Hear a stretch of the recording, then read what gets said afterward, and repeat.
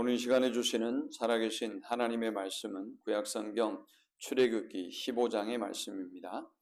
출애굽기 15장 22절에서 27절의 말씀, 우리 자리에 쓰셔서 한 목소리로 합독하겠습니다. 구약 105면입니다. 출애굽기 15장 22절에서 27절의 말씀을 한 목소리로 우리 겸손한 마음으로 합독하겠습니다.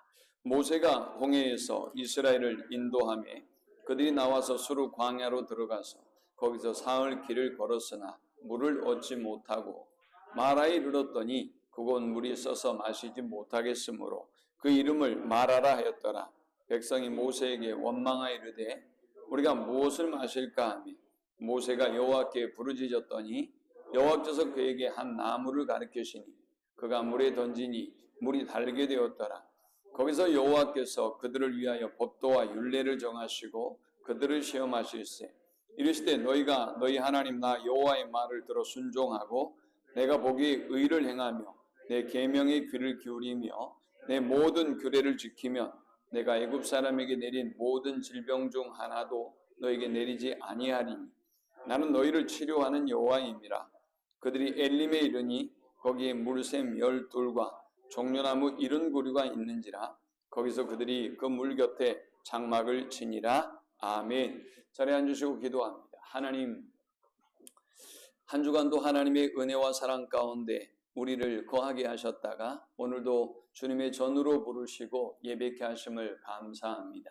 감히 하나님을 예배할 수 없는, 찬양할 수 없는 죄인들이지만 우리를 부르시고 우리를 통해서 영광 받기를 원하심을 믿고 올라옵니다. 주님이 행하신 그 놀라운 십자가의 구속의 은혜와 사랑을 기억하고 오직 하나님만 높이고 경배하는 시간이 되어지도록 인도하여 주옵소서.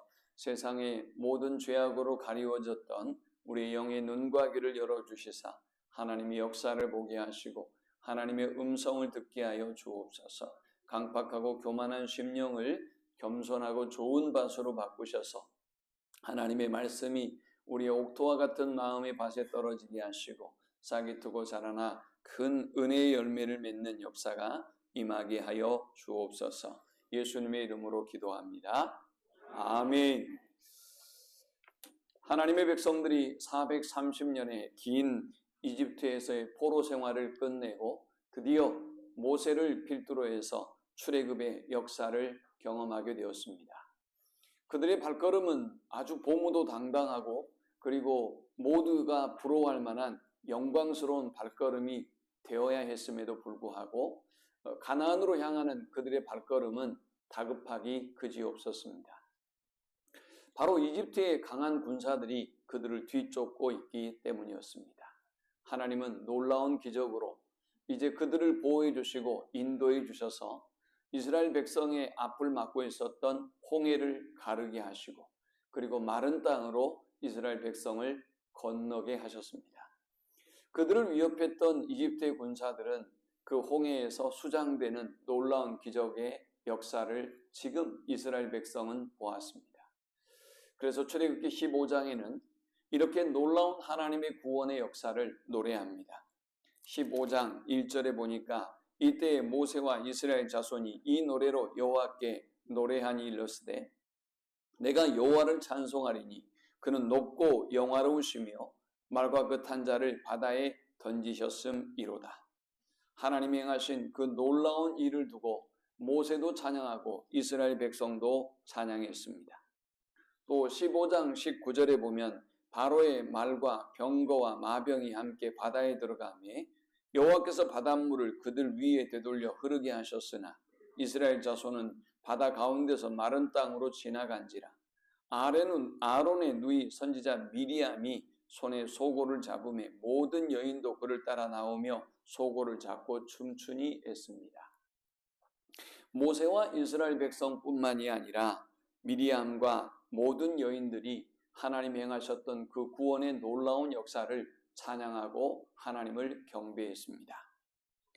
그러나 그 일이 있고 난 이후에 이스라엘 백성이 3일길을 행했습니다. 그들이 행했던 3일길은 약 53km 정도 되는 거리입니다. 3일길을 행하는데 이스라엘 백성에게 물이 떨어져 갑니다.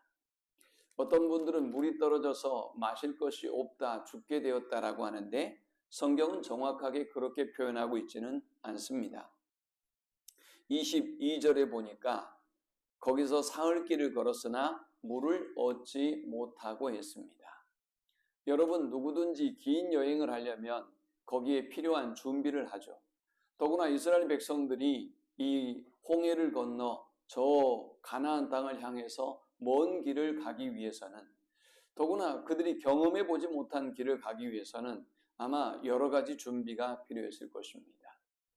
그들은 물을 아마 충분히 준비했을 거예요. 그 물이 어느 정도의 수량인지는 알 수 없으나 나름대로의 긴 여정인 것을 알고 그 정처 없는 여정에서 그들은 충분히 각각 나름대로의 물을 준비했을 것입니다. 그러나 계속해서 그들은 물을 구해야만 합니다.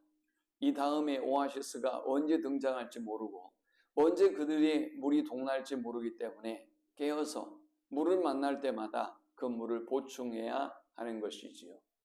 그들이 3일길을 행해서 드디어 물을 만나게 되었습니다. 이 물을 마시려고 했더니 문제는 그 물이 쓴물이었습니다. 이스라엘 백성은 하나님 앞에 원망합니다. 하나님, 어떻게 우리에게 이런 쓴물을 주십니까? 우리는 무엇을 마셔야 합니까? 라고 하나님 앞에 원망과 탄식을 늘어놓습니다. 그때 모세는 이 탄식을 듣고 하나님 앞에 잠잠히 기도합니다. 여러분, 하나님의 역사는 탄식하는 사람에 의해서, 원망하는 사람에 의해서 일어나지 않습니다. 하나님의 역사는 바로 기도하는 사람을 통해서 일어나는 것입니다. 하나님은 모세에게 이 마라의 쓴물을 극복할 수 있는 방법을 기도의 응답으로 주셨습니다. 한 나뭇가지를 그 마라의 쓴물에 던지라. 그리하면 그 물이 단물이 될 것이다. 모세는 하나님의 말씀대로 그 나뭇가지를 던졌고 이스라엘 백성은 그 쓴물이 단물로 변화되는 기적을 경험하게 되었습니다. 그리고 나서 이스라엘 백성들이 10km를 행했습니다. 그런데 그곳에 하나님은 놀랍게도 12개의 샘과 이스라엘 백성이 충분히 칠 수 있는 70그루의 종려나무를 준비해 주셨습니다. 홍해를 건너고 난 이후에 정확하게 63km 정도를 행했을 때 하나님은 그곳에 12샘과 그리고 70그루의 종려나무를 준비해 두셨던 것입니다. 저는 오늘 이 본문을 묵상하면서 우리가 그리스도인으로 이 땅에 살아가면서 만나는 수많은 쓴물, 수많은 고통과 어려움들을 우리가 어떻게 해석하고 받아들여야 되며 또 대처해야 하는지를 세 가지로 살펴보고자 합니다. 먼저 우리가 이 본문을 통해 얻을 수 있는 첫 번째의 영적 교훈은 쓴물의 과정에 낙심하거나 원망하지 말라라는 것입니다. 여러분, 이 쓴물은 과정에 불과합니다. 하나님이 이스라엘 백성들을 구원하셨고 홍해도 갈라서 그들을 건너게 하셨는데 그들을 이 광야로 불러내서 그들이 목말라 죽게 하실 하나님은 아니시지요. 따라서 그들은 이 가나안을 향하는 여정 속에 만나는 쓴물도 하나님의 계획임을 알아야 되고 또 단물도 하나님의 계획임을 알아야 했을 것입니다. 여러분의 인생의 여정에도 좋은 일도 있지만 항상 좋은 일이 있는 것만은 아니죠. 나쁜 일도 있고요, 좋은 일도 있어요. 따뜻한 날도 있고 또 추운 날도 있습니다. 맑은 날도 있고 개인 날도 있는 것입니다. 이 모든 것이 하나님의 주권과 섭리와 통치 속에 있다고 생각하는 사람들은 항상 기뻐하며 감사하는 삶을 살아갈 수가 있습니다. 하나님은 우리에게 왜 시험을 주시는 것일까요? 하나님이 우리에게 시험을 주시는 이유를 성경은 말씀합니다. 야고보서 1장 2절에 보면 시험을 만나거든 온전히 기쁘게 여기라 라고 말씀합니다. 아니, 우리가 시험을 만났는데 어떻게 기뻐할 수 있다는 말입니까? 하나님은 이 시험을 참는 자는 오히려 복이 있다고 말씀하셨고 이 시험을 통해서 우리는 온전하게 된다라고 말씀하셨습니다. 그러므로 여러분, 우리가 마라의 쓴물을 인생에서 체험하게 된다면 우리는 이 마라의 쓴물을 기쁨으로, 기대감으로 맞아들여야 하는 것입니다. 왜냐하면 하나님께서 이 시험을 통해서, 이 환난을 통해서 나를 온전케 하실 것이기 때문입니다. 야고보서 1장 2절에서 4절은 말씀합니다. 내 형제들아, 너희가 여러 가지 시험을 당하거든 온전히 기쁘게 여기라. 이는 너희 믿음의 시련이 인내를 만들어내는 줄 너희가 알미라. 인내를 온전히 이루라. 이는 너희로 온전하고 구비하여 조금도 부족함이 없게 하려 함이라 했습니다. 우리가 여러 가지 시험을 만나면 온전히 기뻐하라라고 말씀합니다. 왜냐하면 그 시련이 우리를 온전하고 강건하게 할 것이기 때문이다 라는 것입니다. 우리나라의 자살률이 매우 높습니다. 그러면 지금 우리나라가 먹고 살기 힘드냐? 사실은 그렇지 않습니다. 이전에 정말 힘들고 어려웠던 60년대, 70년대의 세월을 살았던 많은 사람들은 더욱더 힘들고 고단한 세월들을 잘 견뎌내고 이겨냈습니다. 그런데 너무나 먹고 살기 좋은 이 시대의 젊은이들은 지금의 잠깐의 고난과 어려움을 감당해내지 못합니다. 인내하지 못합니다. 이 고난과 어려움을 지나가면 더 좋은 시대가 올 것이라는 믿음을 갖지 못합니다. 오늘 여러분이 만나고 있는 인생의 마라가 있다고 한다면 하나님이 이 마라를 통해서 나를 어떻게 온전하게 하실지, 어떻게 우리 가정을 또 우리 교회와 나라의 민족을 온전케 하실지를 기대하고 또 기다리는 우리 모두가 되실 수 있기를 축원합니다. 우리가 이렇게 인생의 마라를 만났을 때 온전히 기쁘게 여겨야 되는 이유가 무엇일까요? 우리가 원망하지 아니하고 불평하지 않을 수 있는 이유는 무엇일까요? 고린도전서 10장 13절은 말씀합니다. 사람이 감당할 시험 밖에는 너희에게 당한 것이 없나니 오직 하나님은 미쁘사 너희로 감당치 못할 시험 당함을 허락지 아니하시고 시험 당할 즈음에 또한 피할 길을 내사 너희로 능히 감당하게 하시느니라 했어요. 저는 개인적으로 이 말씀을 참 좋아합니다. 어떤 문제와 어려움이 닥칠 때 이 약속의 말씀을 늘 묵상하고 기도합니다. 하나님이 뭐라고 말씀하셨어요? 오늘 너희가 만나고 있는 마라의 쓴 물은 너희가 감당할 수 있는 물이다 라고 말씀하셨어요. 오늘 너희가 만나고 있는 이 인생의 마라의 쓴 물은 반드시 피할 길이 있다 라고 말씀하셨어요. 피할 길이 있다는 거예요. 하나님이 우리에게 이 시험과 어려움을 주신 이유는 우리를 파멸에 이르고 멸망에 이르게 하기 위함이 아니에요. 그러면 반드시 하나님이 피할 길을 주시는 것입니다. 또 뭐라고 말씀하셨어요? 너희로 능히 감당하게 하시느니라 했어요. 하나님은 우리에게 능력을 주셔서 이 모든 시험과 환난을 능히 감당할 수 있게 하신다라는 것입니다.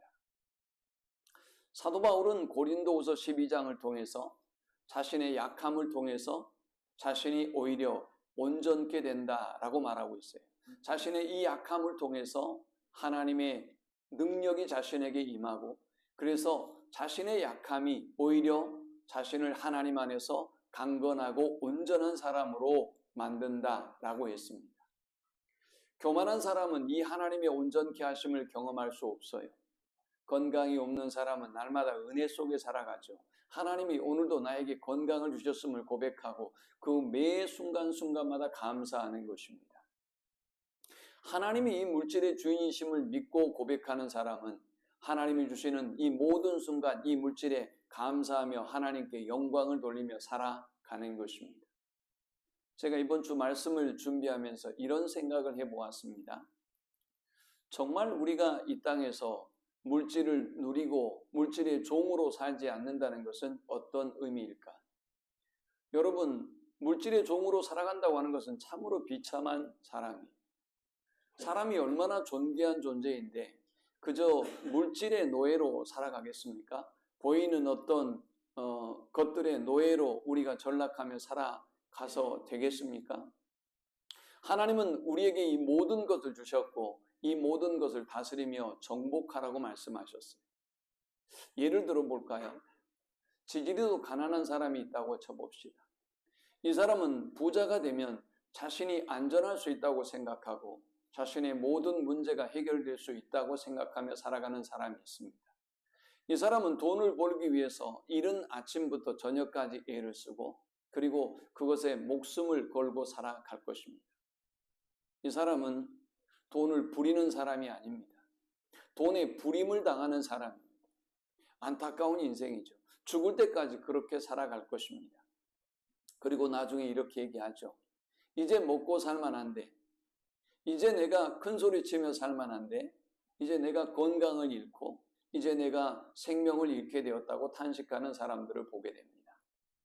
돈이 많아도 돈의 노예로 살아가는 사람들이 있어요.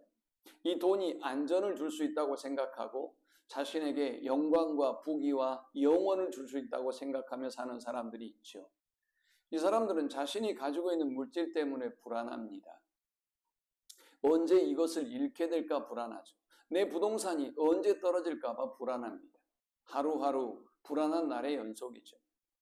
나를 안전하게 해줄 이 물질이 내가 잘 투자하고 잘 관리해서 다른 사람들보다 더 큰 물질이 되었으면 좋겠는데 그러지 못할까 봐 늘 안절부절하죠. 저 사람이 사는 집값은 이렇게 올라가는데 내가 투자해 놓은 것은 이렇게 상대적으로 고전을 면치 못하고 있다는 것 때문에 또 불안하고 마음이 상합니다. 그러나 물질을 다스리고 정복하는 사람은 어떨까요? 과부의 두 렙돈을 보십시오. 주님은 이 과부의 두 렙돈을 기뻐하셨습니다. 그녀는 그녀가 가지고 있는 모든 것을 하나님 앞에 드린 것입니다. 만일 하나님이 없다면 굶어 죽을 것입니다. 그녀는 미친 짓을 한 것입니다. 그러나 하나님은 그렇게 헌신하고 충성하는 사람들에게 뭐라고 말씀하셨죠? 그들이 그 물질을 하늘의 창고에, 하늘의 곳간에 쌓아두는 것과 같다고 말씀하셨습니다. 하늘의 곳간에 쌓아두었기 때문에 하나님은 땜없지 않으십니다. 하나님은 그녀의 모든 필요를 채워주시고 그렇게 헌신하고 충성하는 사람들의 모든 삶을 책임져 주시는 것입니다. 그런데 그 과부의 두 렙돈을 먹었다고 쳐봅시다. 여러분이 빵을 사 드시든지 맛있는 음식을 사 드시든지 사서 드셨다고 해봅시다. 그러면 어떻게 될까요? 여러분 안에 소화가 되겠죠. 그리고 저 밑으로 내려가서 썩어지게 될 것입니다. 사라지고 말아요. 그 두 렙돈은 사라져 버리는 것입니다. 그러나 그 두 렙돈을 하나님을 위하여 쓰고 그리고 하나님이 기뻐하는 과부와 연약한 자들을 위하여 쓸 때 다른 사람에게 나눠주고 베풀어 줄 때 이 물질은 어떤 결과로 우리에게 돌아올지 모릅니다. 이 물질이 세상을 얼마나 따뜻하게 하고 얼마나 축복의 세상으로 바꾸어 놓을지 모릅니다. 시간을 다스리며 정복하는 사람도 있고 시간의 노예로 살아가는 사람도 있습니다. 어떤 사람들은 죽을 때까지 바쁘대요. 저는 이해가 안 돼요. 뭐가 그렇게 바쁜 거죠? 예배를 드릴 수 없을 만큼 바쁘대요. 하나님께 기도할 수 없을 만큼 바쁘대요. 그런 사람은 하나님이 빨리 데려가셔야 돼요. 그렇게 바쁜데 어떻게 세상을 삽니까? 빨리 천국에 가서 쉬셔야죠. 그런데 여러분, 이렇게 사람들은 바쁘게 살아가요. 무엇 때문에 바쁜지 모르겠지만 시간의 노예로 살아갑니다. 그런데 어떤 사람들은 시간을 다스리고 관리해요. 하나님이 주신 이 모든 시간이 하나님의 은혜임을 알고 감사하고 순간순간 최선을 다하는 삶을 살아갑니다. 하나님이 우리에게 원하는 삶은 바로 이런 삶이죠. 오늘 살아가는 여러분, 여러분에게 어떤 위기와 고난과 어려움이 온다면 생각해 보십시오. 여러분의 목표를 위해서, 여러분의 꿈과 야망을 이루기 위해서 왜 이런 시련과 어려움을 주십니까? 라고 하기보다 하나님이 이 시련과 어려움을 통해서 나의 한계를 깨닫게 하시고 나의 위치와 자리를 깨닫게 하시고 내가 어떻게 살아가야 하는지를 훈련하고 온전케 하기 위해서 그 시련과 어려움을 주신다는 사실을 말입니다. 그리고 그 시련과 어려움에는 반드시 피할 길도 있고 감당할 만한 힘과 능력도 하나님이 주시며 이 시련과 어려움을 통해서 우리를 온전케 하신다는 사실을 잊지 마시기 바랍니다. 신명기 8장에는 하나님께서 이스라엘 백성에게 시련과 어려움을 주신 이유를 설명합니다. 그러면서 하나님이 이렇게 말씀합니다. 너희가 앞으로 차지할 아름다운 땅을 기억하라. 아름다운 땅을 기억하라. 가나안 땅을 기억하고 그 시련과 어려움을 극복해 나가라는 거예요. 앞으로 이를 영광스러운 미래를 생각하며 그 위기와 어려움을 마라의 쓴물을 극복해 나가라는 것입니다.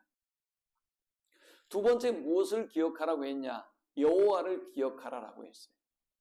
여러분 마라의 쓴물을 만난다면 여호와를 기억하십시오. 그 마라의 쓴물이 다가 아니에요.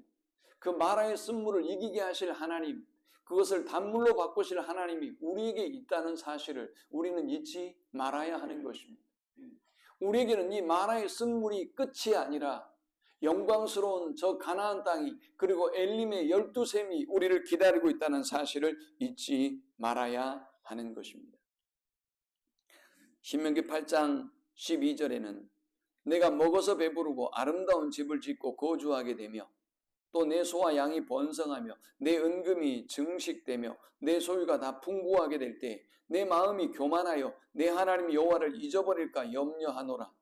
여호와는 너를 애굽 땅 종되었던 집에서 이끌어내시고 너를 인도하여 그 광대하고 위험한 광야 곧 불뱀과 전갈이 있고 물이 없는 건조한 땅을 지나게 하셨으며 또 너를 위하여 단단한 반석에서 물을 내셨으며 내 조상들도 알지 못하던 만나를 광야에서 내게 먹이셨나니 이는 다 너를 낮추시며 너를 시험하사 마침내 내게 복을 주려 하심이었느니라. 하나님은 이 마라의 쓴물을 통해서 생명의 근원이 누구인지 그들에게 가르쳐주고 있는 것입니다. 너희가 가나안에 이르는 그 40년의 긴 세월 동안 또 마라와 같은 이 위기와 어려움을 끊임없이 만나겠지만 내가 있다는 사실을, 내가 너희와 함께하고 있다는 사실을, 너희를 그 마라의 쓴물에서 단물로 바꿔주셨던 내가 너희의 어떤 고난도 어떤 아픔도 깨끗하게 치료해 주시고 또 동행해 주고 있다는 사실을 하나님은 가르쳐 주기 위해서 마라의 쓴물을 만나게 하셨던 것입니다. 그러므로 여러분, 인생의 마라를 만날 때 결코 지금 망했다고 생각하지 마십시오. 결국 끝이라고 생각하지 마십시오. 우리는 하나님의 놀라운 계획과 하나님의 역사를 보게 될 것입니다. 두 번째, 우리가 이 본문을 통해 얻을 수 있는 영적 교훈은 예수 그리스도는 인생의 쓴물을 단물로 바꾸시는 하나님이시다라는 것입니다. 야고보서 3장 9절은 이렇게 말씀하고 있습니다. 이것으로 우리가 주 아버지를 찬송하고 또 이것으로 하나님의 형상대로 지음을 받은 사람을 저주하나니 한 입에서 찬송과 저주가 나오는도다. 내 형제들아 이것이 마땅하지 아니하니라. 샘이 한 구멍으로 어찌 단물과 쓴물을 내겠느냐.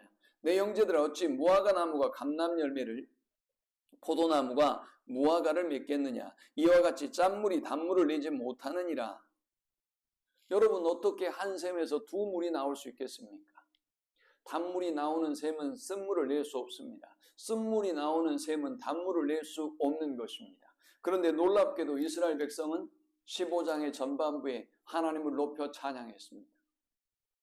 홍해를 가르게 하신 하나님, 우리를 저 이집트의 노예 생활에서 구원해 주신 하나님, 그리고 저 수많은 대적을 물리쳐 주시고 안전하게 홍해를 건너게 하신 하나님이라고 기뻐 찬양하며 경배했습니다. 이 모든 것이 하나님의 은혜였다고 고백했어요. 그러나 그들에게 마라의 쓴물이 닥쳤다고 해서 그들의 감사는 사라지고 그들의 찬송은 사라지고 하나님의 은혜는 사라지고 온통 원망, 불평이 가득하게 되었던 것입니다. 한 샘에서는 두 물이 나와서는 안 됩니다. 하나님을 찬양하는 입술로 오직 하나님만 찬양하고 경배하는 우리 모두가 될 수 있기를 축원합니다. 그런데 이스라엘 백성은 한 샘에서 두 물을 냈어요. 반면 우리 하나님은 어떠실까요? 야고보서 1장 12절에 보면 우리 하나님이 어떤 분인지 이렇게 설명하고 있습니다. 시험을 참는 자는 복이 있나니 이는 시련을 견디어낸 자가 주께서 자기를 사랑하는 자들에게 약속하신 생명의 면류관을 얻을 것이기 때문이라. 사람이 시험을 받을 때 내가 하나님께 시험을 받는다 하지 말지니 하나님은 악에게 시험을 받지도 아니하시고 친히 아무도 시험하지 아니하시느니라. 오직 각 사람이 시험을 받는 것은 자기 욕심에 끌려 미혹됨이니 욕심이 잉태한 즉 죄를 낳고 죄가 장성한 즉 사망을 낳느니라. 내 사랑하는 형제들아 속지 말라. 온갖 좋은 은사와 온전한 선물이 다 위로부터 빛들의 아버지로부터 내려오나니 그는 변함도 없으시고 회전하는 그림자도 없으시니라. 시험을 이야기하면서 하나님이 말씀하셨어요. 시험을 얘기하면서 인내하라고 말씀하셨어요. 우리가 인내하면 생명의 면류관을 얻게 될 것이라 라고 하나님은 약속하고 있습니다. 왜 우리가 인내할 수 있다는 것입니까? 하나님이 우리에게 생명의 면류관을 준비하고 계실 뿐만이 아니라 우리를 사랑하시는 그 하나님은 변함이 없는 하나님이다 그 말이에요. 여러분, 우리가 마라의 쓴물을 만나도 하나님의 사랑은 변함이 없습니다. 하나님은 우리를 향한 놀라운 계획을 갖고 계시고 지금도 여전히 마라의 쓴물을 만나서 절망하고 탄식하고 있는 우리를 사랑하시며 우리를 위해서 일하고 계시는 것입니다. 그 하나님이 어떤 하나님이라고요? 그 하나님은 온갖 좋은 은사와 온전한 선물을 우리에게 주시는 하나님입니다. 그 하나님은 변함도 없으신 하나님입니다. 변함이 없으신 하나님. 그러므로 사랑하는 여러분, 변함없는 하나님을 믿고 마라의 쓴물을 만나도 내 하나님은 나를 향한 하나님의 사랑이 변함이 없으셔. 나를 향한 하나님의 계획은 변함이 없으셔 라는 믿음으로 승리할 수 있는 우리 모두가 되시기를 축원합니다. 이렇게 이스라엘 백성이 원망하고 탄식하고 있을 때에 하나님의 사람 모세는 이 문제를 두고 간절히 하나님 앞에 부르짖습니다. 23절에 보니까 마라에 이르렀더니 그곳 물이 써서 마시지 못하겠으므로 그 이름을 마라라 했더라. 백성이 모세에게 원망하여 이르되 우리가 무엇을 마실까 하며 모세가 여호와께 부르짖었더니 여호와께서 그에게 한 나무를 가리키시니 했습니다. 모세는 역시 하나님의 사람이었습니다. 모세는 자신의 힘으로 이스라엘 백성을 출애굽시킬 수 없는 연약한 사람이었지만 그러나 하나님이 10가지 재앙을 통해서 저 람세스를 항복하게 하시는 놀라운 역사를 보았습니다. 막강한 이집트의 군대가 이스라엘 백성을 추격해 왔지만 하나님은 그들을 안전하게 보호하시고 홍해를 마른 땅으로 건너게 하신 역사를 보았습니다. 그 하나님을 보았던 모세가 글쎄 우리 하나님이 우리의 마실 물을 해결해 주지 않을까라고 생각했을 것입니다. 아니 홍해를 가르신 하나님이 저 이집트의 왕을 항복하게 했던 그 하나님이 그 많은 이집트의 군사를 물속에 수장시켜 버리신 하나님이 아니 그 쓴 물을 우리가 마실 수 있는 물로 바꾸지 못하실 것인가? 라는 의문을 모세는 가졌을 것입니다. 그래서 모든 사람들이 원망하고 탄식하고 있을 때 모세는 하나님 앞에 기도했습니다. 여러분, 하나님의 역사는 기도하는 사람을 통해서 시작됩니다. 하나님은 기도하는 사람에게 지혜를 주시고 또 길을 주시고 하나님은 그 모든 피할 방법을 가르쳐 주시는 것입니다. 그래서 마태복음 7장 7절에서 8절은 우리에게 이렇게 말씀합니다. 구하라 그리하면 너희에게 주실 것이요 찾으라 그러면 찾을 것이요 문을 두드리라 그러면 너희에게 열릴 것이니 구하는 이마다 얻을 것이요 찾는 이가 찾을 것이요 두드리는 이에게 열릴 것이니라 라고 말입니다. 사랑하는 여러분, 찾으면 하나님이 찾게 하여 주실 것입니다. 문을 두드리면 하나님께서 열어 주실 것입니다. 우리가 하나님 앞에 구하면 하나님이 반드시 주실 것입니다.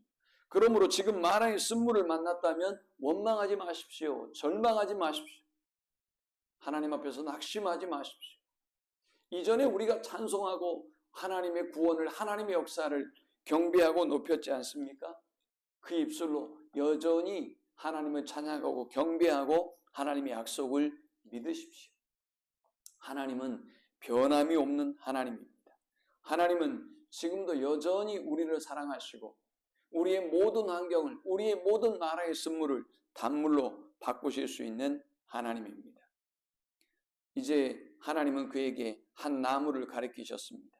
그리고 모세는 하나님의 말씀대로 그 물에 이 나무를 던졌습니다. 이 물은 단물로 변화되는 역사를 경험하게 되었습니다. 하나님이 이 역사를 경험하게 한 이후에 뭐라고 말씀하셨습니까? 26절에 이르시되 너희 하나님 나 여호와의 말을 들어 순종하고 내가 보기에 의를 행하며 내 계명에 귀를 기울이며 내 모든 규례를 지키면 내가 애굽 사람에게 내린 모든 질병 중 하나도 너에게 내리지 아니하리니 나는 너희를 치료하는 여호와 이민이라 라고 말씀하셨습니다. 마라의 쓴물을 만나도 어떤 인생의 문제와 어려움을 만나도 하나님의 약속의 말씀을 믿고 그 약속의 말씀대로 순종하며 나아가면 하나님은 쓴물도 단물로 바꾸시고 우리의 모든 연약한 질병도 치료하시는 하나님이시다라는 것입니다. 그 하나님이 우리의 모든 인생의 문제를 치료하시고 역사하실 것이라는 말씀입니다. 그러므로 오늘 우리가 인생의 쓴물을 만났을 때 하나님께서 반드시 이 쓴물을 단물로 바꾸실 수 있다는 그 믿음을 가지고 나아가는 우리 모두가 될 수 있기를 축원합니다. 오늘 본문이 말하는 이 나뭇가지는 신약의 예수 그리스도의 십자가를 상징합니다. 저와 여러분이 인생의 쓴물을 만나고 인생의 고통과 아픔 가운데 있다 할지라도 예수님을 만나게 되면 우리의 인생은 완전히 달라지게 됩니다. 왜 그럴까요? 이사야 53장 4절은 이렇게 말씀하고 있습니다. 그는 실로 우리의 질고를 지고 우리의 슬픔을 당하였거늘 우리는 생각하기를 그는 징벌을 받아 하나님께 맞으며 고난을 당한다 하였노라. 그가 찔림은 우리의 허물 때문이요 그가 상함은 우리의 죄악 때문이라. 그가 징계를 받음으로 우리는 평화를 누리고 그가 채찍에 맞음으로 우리는 나음을 받았도다. 우리는 다 양 같아서 그릇 행하여 각기 제 길로 갔거늘 여호와께서는 우리 모두의 죄악을 그에게 담당시키셨도다. 왜 쓴물 인생인 우리의 인생이 예수님을 만나게 되면 단물의 인생으로 바뀌게 된다는 것입니까? 그분이 저와 여러분의 모든 죄악을 담당하셨기 때문입니다.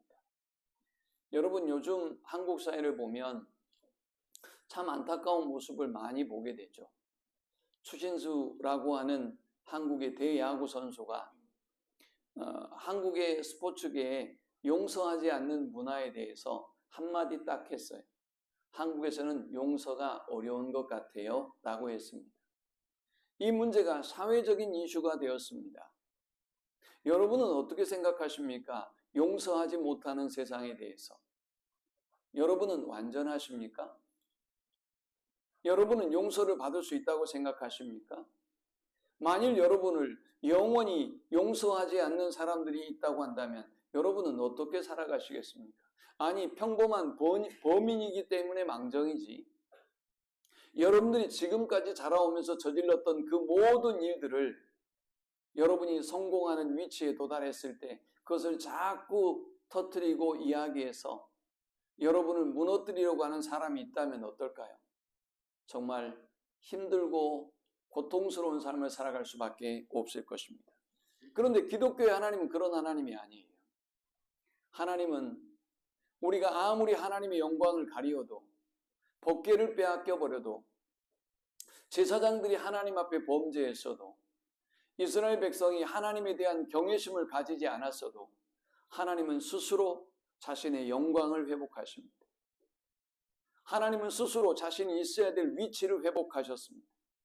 이스라엘 백성들에게 법궤는 두려움의 대상이 아니라 호기심의 대상이 됐음에도 불구하고 하나님은 스스로 그 위엄을 회복합니다.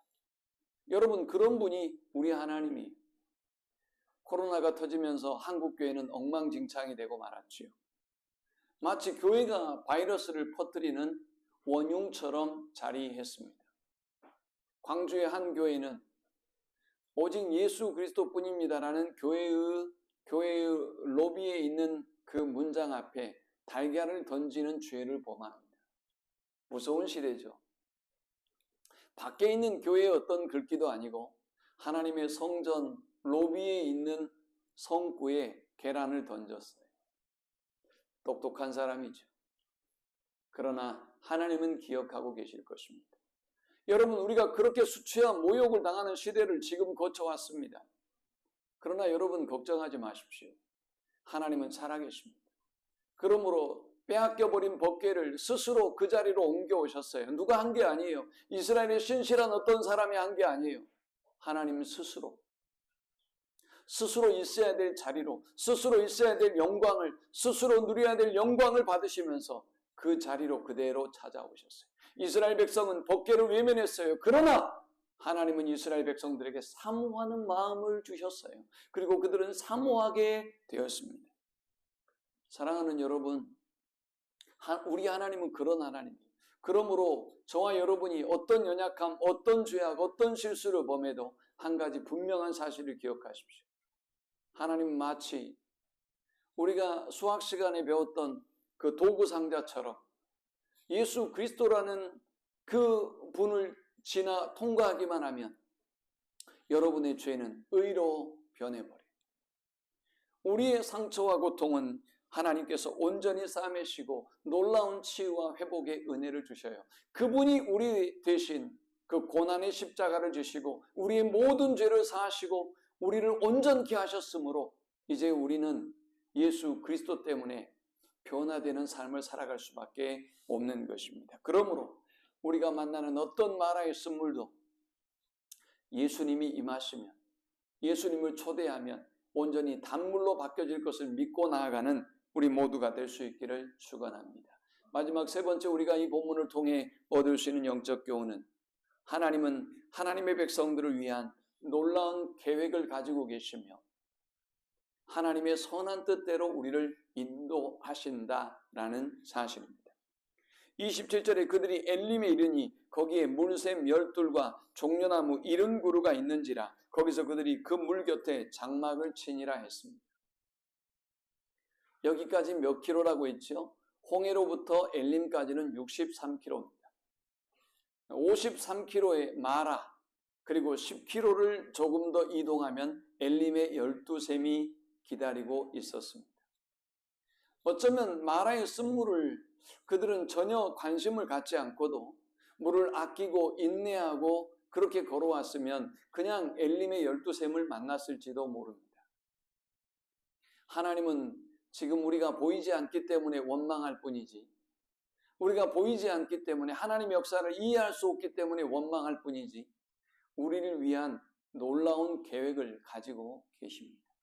하나님은 우리를 위하여 12샘을 준비하시고 그리고 70개의 종려나무도 준비해 주고 계십니다. 그럼 우리는 조금도 염려할 필요가 없어요. 하나님의 그 큰 계획을 믿고 하나님의 인도하심을 믿고 그저 순종하고 말씀을 따라 신명기 8장의 말씀처럼 말씀을 따라가면 되는 것입니다. 오늘 25절과 26절의 말씀처럼 하나님의 말씀에 순종하며 뒤따라가면 되는 것입니다. 이 말씀을 기억하면서 오늘 우리가 인생의 어떤 마라 쓴물을 만나도 여기에 낙심하지 말고 이건 하나의 과정임을 알고 기쁨으로 받아들이고 온전케 되는 우리 성도들이 되기를 축원합니다.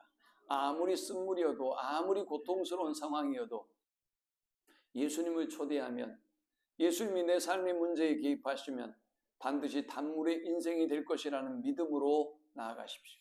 여러분의 방법으로 하지 마세요. 이스라엘 백성들이 저 블레셋과의 전쟁에 패배하면서 법궤를 뺏긴 이유가 있어요. 다른 나라들은 다 신상을 가지고 와서 전쟁을 하는데 이스라엘은 신상이 없었던 거예요. 뭔가 본때 있는 우상을 가지고 저들을 두렵게 하고 기를 죽이고 해야 되는데 그들은 신상이 없었어요.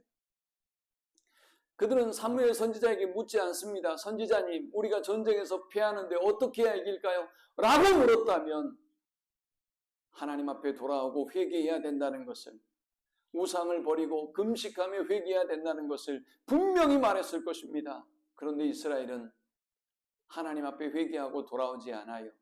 저 이방인들이 하는 방식을 따라합니다. 그리고 법궤를 빼앗기고 처절한 죽음을 맛보게 됩니다. 무려 3,000명이 죽어버렸어요. 여러분, 이런 고통의 역사가 우리에게 계속되지 않으려면 우리의 삶에 예수님을 초대해야 돼요. 형식적인 법궤를 모시는 건 중요하지 않아요. 여러분들이 지금 이 예배에 앉아 있는 것 형식적인 법궤를 모시고 살아가는 거예요. 하나님의 보좌 앞으로 우리가 마음을 열고 중심으로 회개하는 마음으로 나갈 때 우리의 쓴물은 단물로 변화되는 것입니다. 지금 낙심하고 계십니까? 과정에 불과하기 때문에 우리는 가나안에 이르게 될 것이고, 우리를 위하여 하나님은 엘림을 준비해 두셨기 때문에 우리는 더 이상 염려할 필요가 없습니다. 이 말씀을 기억하면서 어떤 마라의 쓴물도 단물로 바꾸실 하나님을 믿고 승리하는 우리 모든 성도들이 되기를 축원합니다. 우리 함께 기도합시다. 오늘 여러분이 안고 있는 마라의 쓴물은 어떤 것입니까? 오늘 여러분이 극복할 수 없는 인생의 문제는 어떤 것입니까? 이 문제, 이 고민, 이 쓴물 앞에 우리 주님을 초대합시다. 자녀의 결혼의 문제입니까? 아니면 경제적인 문제입니까? 사업의 문제입니까? 아니면 건강의 문제입니까? 하나님이 간섭하시면 단물이 됩니다. 하나님이 간섭하시면 치료의 역사가 일어납니다. 올 한 해 나의 문제 가운데 하나님 임하여 주십시오. 그리고 내가 무엇보다 이 시험 앞에 하나님과의 관계를 먼저 회복해 하셔서 이 모든 것을 더하시는 하나님의 역사를 경험하게 주옵소서. 기도합시다. 우리 주여 한번 크게 부르짖고 동성으로 기도합니다. 주여, 하나님의 은혜와 사랑에 감사합니다. 오 주님, 오늘도 우리의 쓴물을 가지고 하나님 앞에 올라옵니다. 우리의 고통을 가지고 하나님의 전에 올라왔습니다. 우리의 방법으로 해결할 수 없는 문제들 가지고 주 앞에 왔습니다. 쓴물의 인생을 단물로 바꾸실 분은 오직 예수 그리스도 한 분뿐임을 고백합니다. 우리를 위하여 준비하시고 계시는 엘림의 샘을 믿습니다. 우리를 위하여 준비하신 가나안 땅을 믿습니다. 오늘 나의 쓴물을 가지고 주님 앞에 나아갈 때 주님이 응답하시고 역사하셔서 단물로 바꿔주시며 또 요한 라파의 치료의 능력을 경험하는 주의 백성들 되도록 인도하여 주옵소서. 우리 중에 단 한 사람도 원망하거나 낙심하거나 절망하지 아니하도록 인도하여 주옵소서.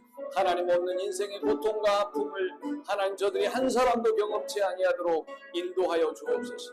하나님이 저들의 길과 진리와 생명이 되어 주옵소서. 저들이 하나님 원망보다 모세처럼 하나님 앞에 간절히 기도하게 하소서. 올 한 해를 마감하면서는 정말 하나님이 하셨다고 간증하며 영광 드리는 인생들이 되게 주옵소서. 예수님의 이름으로 간절히 기도하옵나이다. 아멘.